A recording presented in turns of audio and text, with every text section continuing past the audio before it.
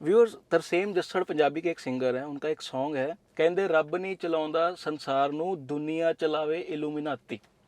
मतलब भगवान नहीं चला रहे इस दुनिया को, इल्यूमिनाती चला रहे। इसका कंटेक्स्ट क्या है, आता देवडी मूवी में मुझे याद है कॉलेज जब पढ़ता था, बीटेक मैं कर रहा था फतेहगढ़ साहिब पंजाब में, तो बंक करके मैं अपनी क्लासेस देवडी मूवी देखने गया था। मेरे साथ ऐसे ऐसे दोस्त थे कुछ पंजाबी फिल्मों की शौकीन, ज़्यादा समझ नहीं थी मूवीज़ की। तो जब वो मूवी चल रही थी सिनेमा में तो वो कह रही क्या यार तू कहाँ ले आया है, सब कुछ काला काला है, हमें कुछ समझ नहीं आ रहा। और साथ में जब नेगेटिव लोग हो ना तो आपको भी एक नेगेटिव वाइब बन जाती है। और व्हेन आई केम आउट तो मुझे दिल में लगा कि यार मैंने थोड़ी गलती की कि ऐसी मूवी इनको दिखाने ले आया। एंड कैन यू इमेजिन 2009 में आई थिंक ये मूवी आई थी और अभी तक देवडी मेरी गो टू फेवरेट मूवी है। बिकॉज ऐसी मूवी आज तक मुझे नहीं लगता इंडियन सिनेमा में बनी है, डार्क रोमांटिक मूवी या जौन सा भी जैनर इसका है। ये डायरेक्टर्स जो होते हैं ना, ये एक साइकोलॉजी बेसिकली ऐसी है कि एक बार में चीज आपको अच्छी शायद ना लगे, बट जब आप प्रोसेस करते हो चीज़ों को, तो जब आप क्लोजली समझने की कोशिश करते हो तो वो फिर ऐसे आपके फेवरेट बन जाती है या ऐसे आपके दिमाग में चीज़ घुस जाती है जो कि पहली बार बिल्कुल अच्छी नहीं लगी थी, कि फिर आपको कुछ और अच्छा नहीं लगता। मतलब बेसिकली वो आउटडेटेड लगना शुरू हो जाता है। मतलब देवडी के कंपैरिजन में मुझे ऐसा लगता है कि आज तक कुछ उसके आसपास बना ही नहीं है डार्क रोमांटिक मूवी में, या ओवरऑल जो कैरेक्टर्स पे काम किया गया, जिस तरीके के सॉन्ग्स हैं। मतलब एक छोटी सी एग्जांपल है, जब पारो की शादी हो रही होती है तो वो अपने पंजाबी कहते हैं चुबारा कोठे दे खड़ के देख रहा होता है और बैकग्राउंड में गाना चल रहा होता है, इश्क दी गली विच गया फस जी। मतलब यार द डिटेलिंग इट हैड। और अब जैसे वीडियो का टाइटल आप समझ ही गए हो कि महिंद्रा की जो बॉर्न ईवी जो आई हैं, दो BE6E एंड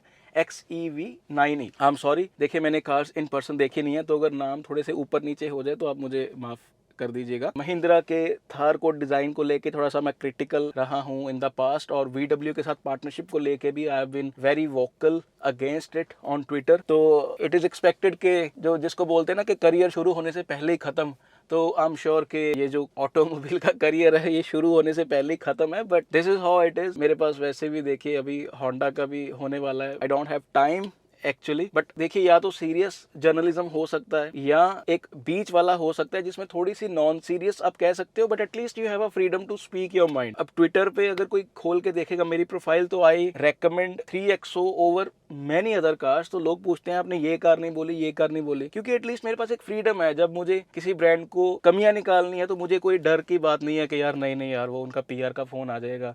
और ये चीज मेरे केस में स्कोडा VW टाटा के केस में भी नहीं है। I been very vocal in my analysis. तो इसका कोई मुद्दा ही नहीं है, बिकॉज अभी जैसे मैं कार में बैठ के वीडियोस बना रहा हूँ, बहुत कम ऐसे ओपिनियन गिवर्स हैं जो बिना किसी मच प्रोडक्शन लेवल पे खर्चा किए हुए जब ओपिनियंस देंगे तो उनके पास सुनने वाली जेन्युइन ऑडियंस है। And I am proud of that कि वो यूट्यूब पे भी है, वो ट्विटर पे भी है, वो इंस्टाग्राम पे भी है। और यही मैं चाहता हूँ, ऐसा ही होना चाहिए। बिकॉज म्यूट अगर हो जाएगी तो ग्रेजुअली फिर व्यूज क्या होंगे, फॉलोअर्स आपके होंगे 1 लाख, व्यूज होंगे 5,000।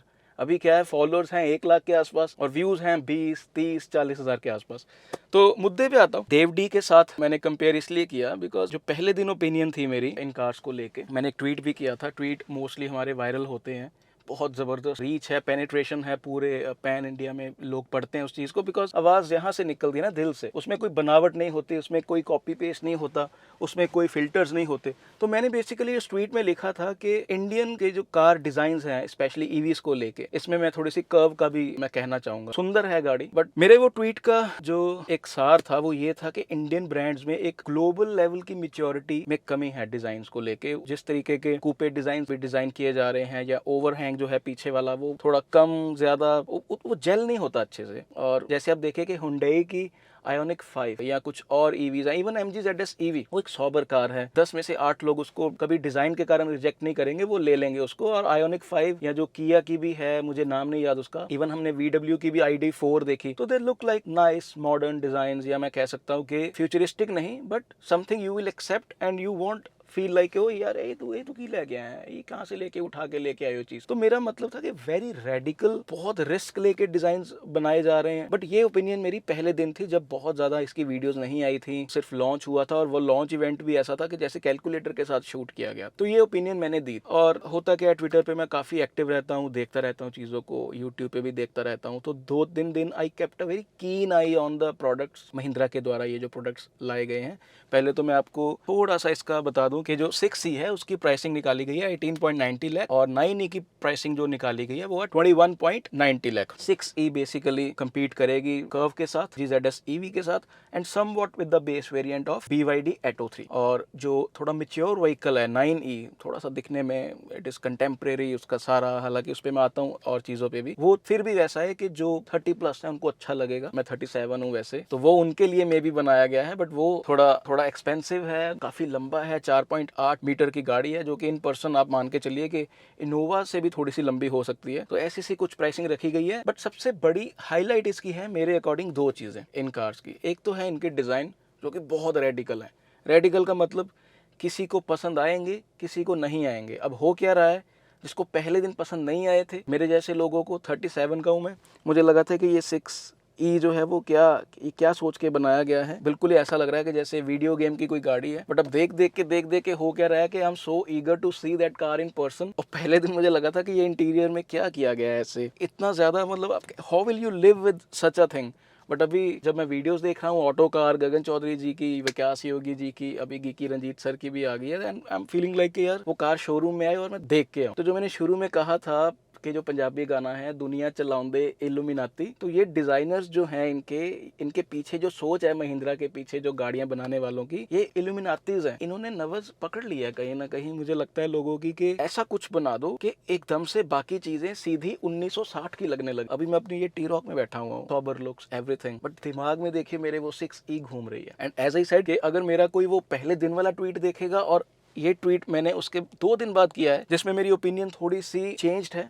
एंड इसका सिंपल रीजन ये होता है कि कई बार आप चीजों को जब डीपली समझने की कोशिश करते हो, एक बार में आपने देखा आपको अच्छी नहीं लगी, देवडी मूवी वाला हिसाब है, सब कुछ डार्क, बट जब आपने समझा चीजों को even with the reviews, then you start to respect thing. Design की जैसे मैंने बात की, रेडिकल है, बट आई एम श्योर कि हेड टर्नर है गाड़ी, बहुत ही ब्रेव अटेम्प्ट बोलूंगा मैं, बहुत ही ब्रेव ये महिंद्रा की तरफ से। और इसमें मैंने ये एक पॉइंट लिखा भी हुआ है कि just like their approach in ICE vehicles where they have outsmart all players. मैं बताता हूँ आपको क्या कहना चाहता हूँ मैं। आइस व्हीकल्स में इन्होंने देखिए क्या किया है। अगर 2020 के आसपास कोई कहता कि हम जी 3-4 गाड़ियां लेके आने वाली हैं diesel boxy to compete with Hyundai, Tata, Maruti, अगला बोलेगा क्या कर रहे हैं आप, कुछ अच्छी कार्स लेके आइए पैसेंजर सेगमेंट में, जो पेट्रोल हाइब्रिड ऐसा कुछ लेके आइए ताकि आपके नंबर सस्टेनेबल हो। डीजल का तो फ्यूचर ही नहीं है। But see what Mahindra has manage to do, बिल्कुल एक अलग लीग में वो चले गए हैं। 60,000 के आसपास गाड़ियां इनकी पिछले मंथ बिकी हैं, 50 का नंबर वो टच कर चुके हैं। और गाड़ियां कौन सी बेच रहे हैं, स्कॉर्पियो एन 85% डीजल बिक रही है,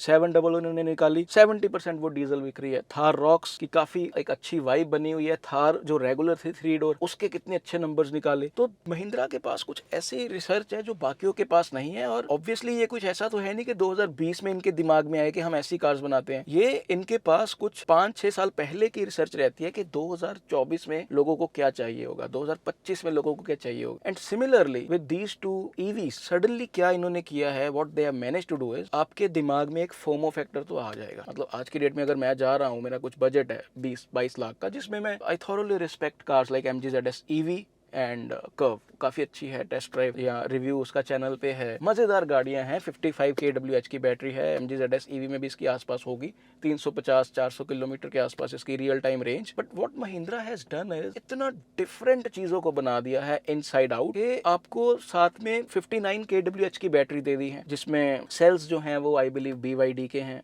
प्लेटफॉर्म में थोड़ी बहुत मदद VW ने की है। वैल्यू आई थिंक ब्रांड है जो इनको मोटर प्रोवाइड कर रहा है। तो इन चीजों का जब मिश्रण बनता है तो एक ऑब्वियसली ग्लोबल ब्रांड्स की मदद के साथ एक अकॉम्प्लिश्ड प्रोडक्ट बनाने की कोशिश की गई है, and that too with an approach जो कि बोरिंग नहीं है। इसमें सीधा एक कोशिश की गई है कि young buyer, first time buyer जो अच्छा कमाते हैं, जो फॉरेन के EVs को फॉलो करते हैं, वैसे डिजाइन उनको पसंद हैं फॉरेन ब्रांड्स के, इंक्लूडिंग टेस्ला, उनको क्या अच्छा लगेगा, and that too with in 18 से 30 लाख के बीच। इसकी अगेन मार्केट छोटी है, बट मैं महिंद्रा की इस रिसर्च पे ट्रस्ट करता हूं, बिकॉज जिस तरीके से D सेगमेंट में ये अकेले गाड़ियां बेच रहे हैं, तो इनके पास डेफिनेटली कुछ रिसर्च तो है कि हम इस सेगमेंट में भी EVs अपनी बेच लेंगे। हालांकि मैं ये चीज जरूर कहना चाहूंगा कि स्कॉर्पियो N 700 का रोड प्रेजेंस फैक्टर, दूसरा value for money because of the size factor, और तीसरा मैं कह सकता हूँ कि एक हुंडई के पास अच्छी ऑप्शंस ना होना बॉक्सी डिजाइन में with 4x4, and even Tata के पास भी, ये एक इनकी USP MSRP है। इसमें इनका जो कंपटीशन रहने वाला है MG ZS EV या BYD या टाटा पर्टिकुलरली कर्व के साथ, उसमें एटलीस्ट ये एक अच्छे प्लेयर्स हैं टू कम्पीट विद, जिनका एक ऑलरेडी इकोसिस्टम बना हुआ है। तो ये बहुत बड़ी एक इनके साथ एडवांटेज रहने वाली है। Battery 59 kWh and 79 kWh battery pack दोनों गाड़ियों में जो रहेंगे, प्लेटफॉर्म भी सेम है दोनों कार्स का। मैं देखिए कुछ नहीं करता, मैं 6 को मल्टीप्लाई कर देता हूँ 6 के साथ, कि गर्मियों में जब आपकी बैटरी को भी ठंडा रखना होगा, AC भी चलेगा, तो 6 × 6 360 किलोमीटर की आपको रियल टाइम गर्मियों में पंजाब जैसे या नॉर्थ इंडिया में मिलने वाली है आपको range, real time. I don't care के व्हाट ARAI इज सेइंग। और सर्दियों में आपको मिलेगी 6 को आप 7.5 के साथ कर लीजिए उसके आसपास, तो 400-420 के आसपास आपको। जैसे अभी विंटर्स है, मेरा AC नहीं चल रहा, मैं अगर AC नहीं चल रहा तो गाड़ी को बंद कर देता हूँ। तो जब AC नहीं चलेगा, बैटरी पैक्स को ठंडा रखने की जरूरत नहीं होगी, तो आपको 400 प्लस मिल जाएगा 59 kWh वाली में। और ऑब्वियसली जो 79 वाली है 80 के आसपास, उसमें तो फिर आप मान के चलिए कि 500 किलोमीटर प्लस रियल टाइम आपको जो रेंज है वो रोड्स पे मिलेगी। Which is I keep a कीन आई कि प्राइसिंग पूरी कार्स की क्या रहने वाली है, बिकॉज ये एक थोड़ी सी ट्रिक देखिए रखता है महिंद्रा के, दिखाए आपको टॉप वेरिएंट सारा फीचर लोडेड एंड एवरीथिंग, है ना, यू नेम एनी फीचर वो उस कार्स में है। 7 airbags, a welcome move, I thoroughly appreciate कि नी एयरबैग अभी वापस आ गया है, 3XO में हमें देखने को मिलता था, तो ये एक अच्छी चीज हुई है। बट आई कीप अ कीन आई के 18.90 लाख से अगर शुरू हो रही हैं ये कार्स, और 20.90 से दूसरी वाली बिगर वन 9E, पूरी प्राइसिंग क्या रहने वाली है। बिकॉज देखिए आज आके, जैसे मैंने कहा कि स्कॉर्पियो एन XUV 700 का जो कस्टमर है वो एक पुराना कस्टमर चलता आ रहा है आपका, जो SUVs लेता है, बिगर SUVs, उसमें रूरल अर्बन मार्केट 700 के साथ आपने क्रैक की। थार, मॉडर्न थार 3 डोर के साथ आपने एक अर्बन घर घर में थार जैसी गाड़ी पहुंचा दी। EVs में मैं बार बार कहता हूँ, देखिए टाटा की EVs में, MG ZS की EVs में जितनी बार मैंने रिव्यू में बोला, मैंने बोला कि यार ये बहुत ही इन्फॉर्म्ड कस्टमर्स की चीज है, जिसको चीजें समझ में आती हैं। मेरे घर में चार्जर लगा हुआ है बाहर, जब मेरे पास 5 EV आई थी तो आई नो कि हाँ जी उसको चार्ज करेंगे, 12-13 घंटे में चार्ज होती थी वो, क्योंकि स्लो चार्जर है 3.3 वाला, तो उसके साथ जितना टाइम लगेगा उसके बाद मैं आराम से उसको 210-230 किलोमीटर गर्मियों में मैं चला रहा। तो एटलीस्ट मेरा पंजाबी कहते हैं झक्का तो खुल गया ना,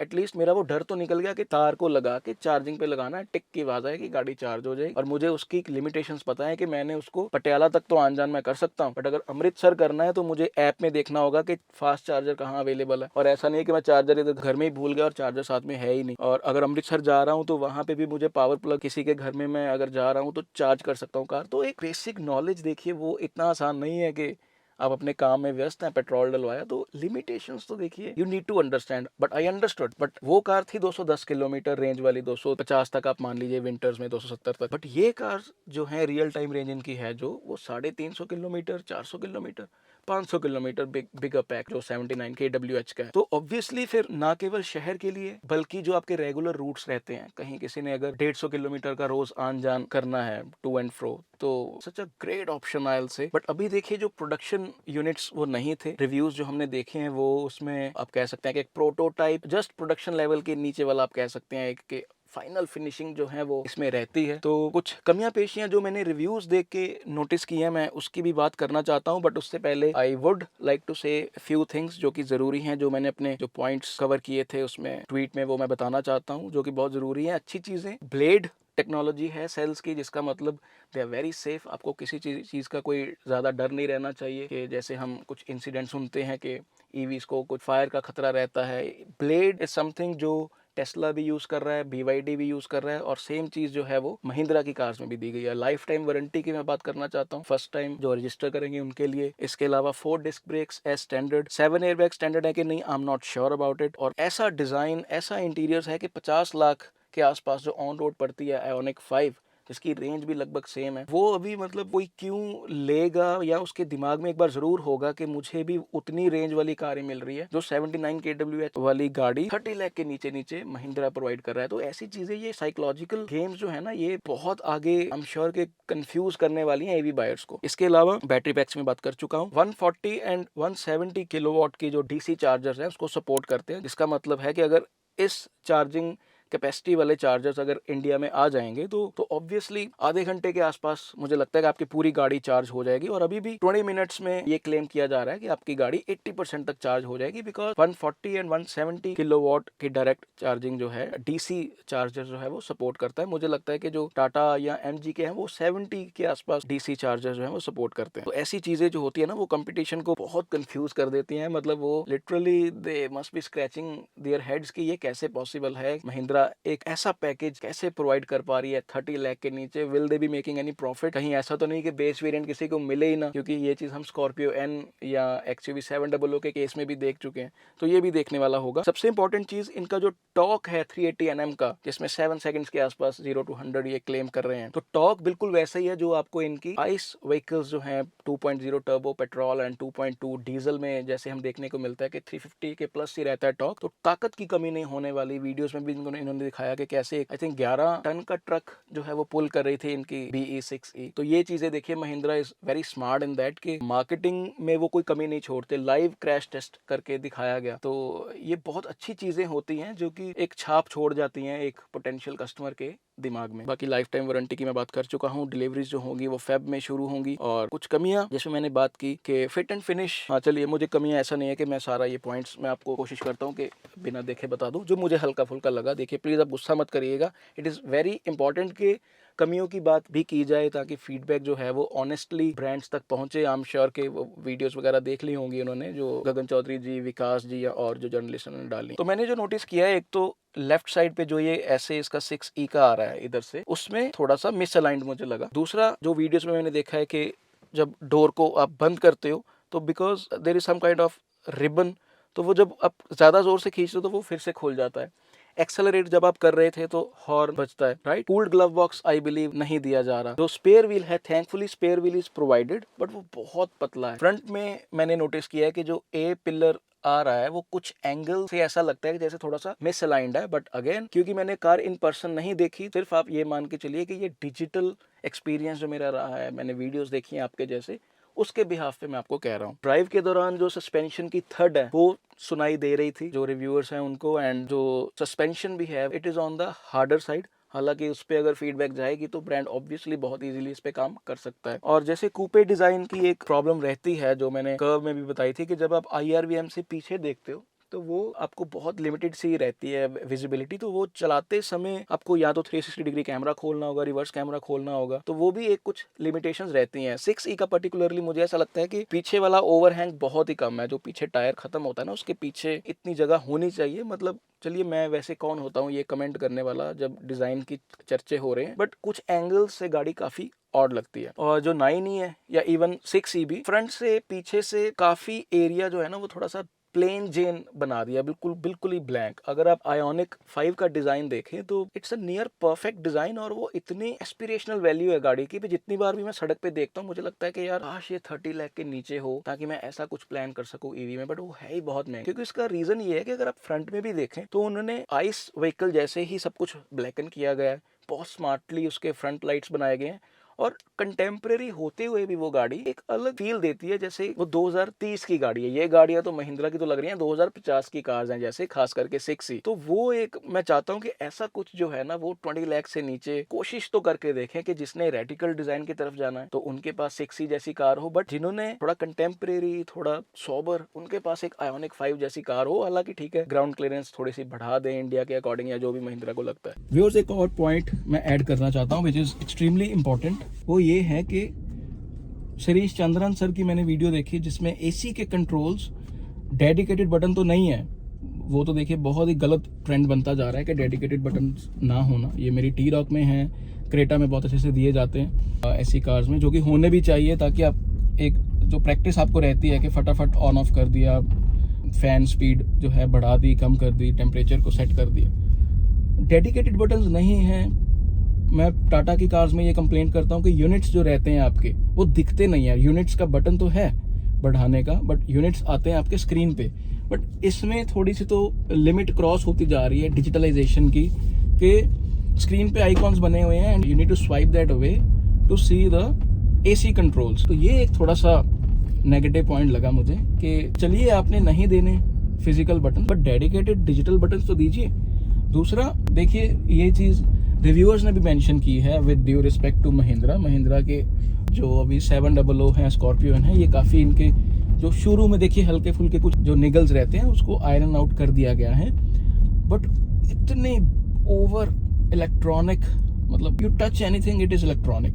इवन जहाँ से आप गाड़ी चार्ज कर रहे हो वहाँ पे भी मैंने देखा है कि उनके है कि कितनी गाड़ी आपकी चार्ज हो गई या कैसे, कितना कुछ उसमें टच पैनल्स दिए गए हैं, कितनी ज़्यादा डिजिटलाइजेशन है। तो अब देखिए होता क्या है इसमें, these things are not made to last 50 years.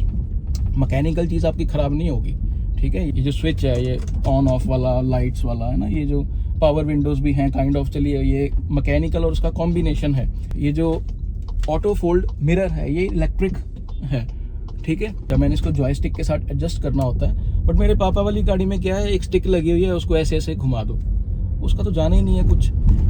तो जब इतने ज़्यादा इलेक्ट्रॉनिक्स गाड़ी में इन्वॉल्व हो जाते हैं तो चाहे जितना मर्जी बड़ा ब्रांड हो, कुछ risks in the long run आपके रहते हैं। रिस्क बेसिकली वही ख़राब होने का, माल फंक्शनिंग का।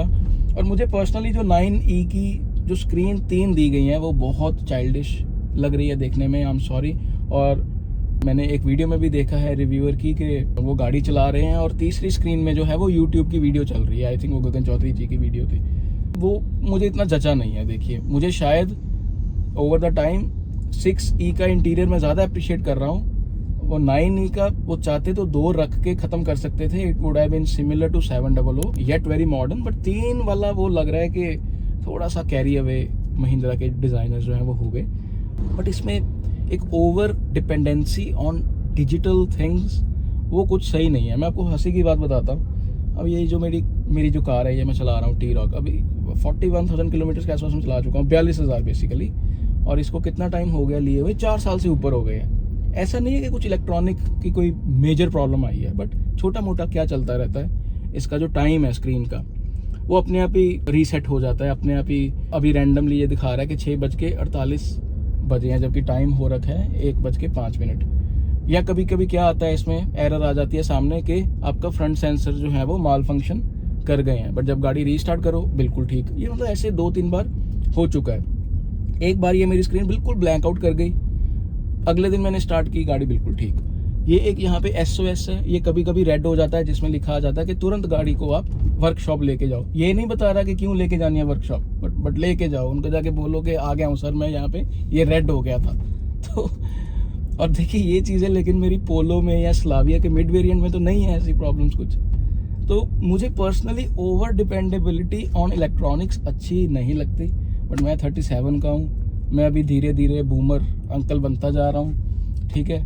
मेरे जैसे लोगों के लिए शायद ये न्यू कार्स जो है, न्यू जेन कार्स है, वो है भी नहीं। हम जो है वो अभी तक उसी चीज़ में फंसे हुए हैं कि गाड़ी का डिज़ाइन कैसा है, गाड़ी का इंजन कैसा है, गियर बॉक्स कौन सा है, चलाने में रोड के साथ कनेक्टेड फील होती है। हम उसी चीज़ों पे मंत्रमुग्ध हो जाते हैं। We are sold when we like the way how car drives, how it handles. But ठीक है, अलग अलग तरीके के कस्टमर्स हैं। ऐसा नहीं है कि इतनी ओवरली डिजिटल गाड़ी अच्छी नहीं चल सकती, क्योंकि अभी तो मैंने चला के नहीं देखी। बट मैं जस्ट आपको बता रहा हूँ कि मेरी पर्सनल प्रेफरेंसेस क्या हैं।